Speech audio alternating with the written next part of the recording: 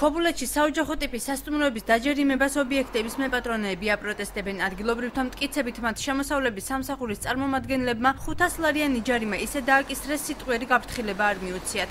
ამის მიზეზად კი მეწარმეებს უკანონო ეკონომიკური საქმიანობა დაუსახელეს. ქობულეთში მსგავსი მიზეზით გუშინ ოქმი 5 საოჯახო ტიპის სასტუმროს მეპატრონის გამოუწერეს. შემოვიდა 3 ახალგაზრდა და ამბობენ, ჩვენ ვართ საქართველოს ფინანსთა სამინისტროდან და თქვენ ეწევით უკანონო ეკონომიურ საქმიანობას და უნდა დაჯარიმდეთ. შეგიდგებათ ოქმი შეგიდგებათ და დაჯარიმდებით 500 მანეთით. რატომ მიზეზი რა? იმისთვის რომ უკანონო დაქირავებ დინას. რაღაც საკასო აპარატები უნდა დაიდგას და როგორ არც გაუფრთხილებიათ, არაფერი არ შეუთავაზებიათ და რაღაც ხო უნდა მოხდეს, ორგანიზებულად უნდა მოხდეს ეს რომ თუ არის გადასახადი, მაგრამ ყველას ურთიერთობა აქვს ბანკებთან, საბანკო ურთიერთობა აქვს და ხალხი ისეთ დღეში არის, რომ აი თავს ლიუზლიობით რომ გააქვთ მთელი წლის განმავლობაში. საქართველოს ფინანსთა მინისტრი აცხადებს, რომ ჯარიმის შესახებ საოჯახო ტიპის სასტუმროების მეპატრონეები წინასწარ იყვნენ გაფრთხილებულნი. ისინი პირველ რიგში მეწარმეებად უნდა დარეგისტრირდნენ და სალარო აპარატები შეიძინონ. ნოდარ-ხადურის თქმით, ეს რეგულაცია იმ ობიექტებს ეხება, სადაც 15 ნომერზე მეტია.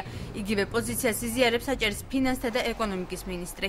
საოჯახო სასტუმროებს არის ისეთი, რომლებიც რეგისტრირებული არ არის და არის ისეთი, რომელიც სალარო აპარატებს არ იყენებს.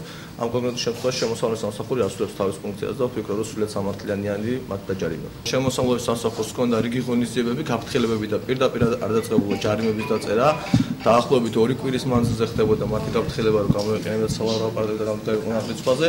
ის ადამიანები, რომლებსაც აქვს 15 საწოლზე მეტი, 15 ადგილზე მეტი, ასე ვთქვათ, სასტუმროები, სამწუხაროდ მათ არ გამოასწორეს მდგომარეობა, ან არ აიღეს სალარო აპარატები, ამიტომ კანონით გათვალისწინებული ყველა ნორმა იქნება ამოქმედებული, იმისაც როცა ქვეყანაში არ მოიშალოს ფინანსური წესრიგი. ქობულეთში მოქმედი საოჯახო ტიპის სასტუმროების მეპატრონეებს წინა სეზონზე სალარო აპარატების გამოყენებას არ ავალდებულებდნენ. დაინტერესებულ პირებს საკასო აპარატების განვადებით ყიდვის საშუალება აქვთ. მეწარმეებს შეუძლიათ კონსტანტ ბანკის მომსახურებით ისარგებლონ. შეგახსენებთ, ჯერ კიდევ 10 დღის წინ მოსახლეობას განვადებით საკასო აპარატის ყიდვის საშუალება არ ჰქონდა.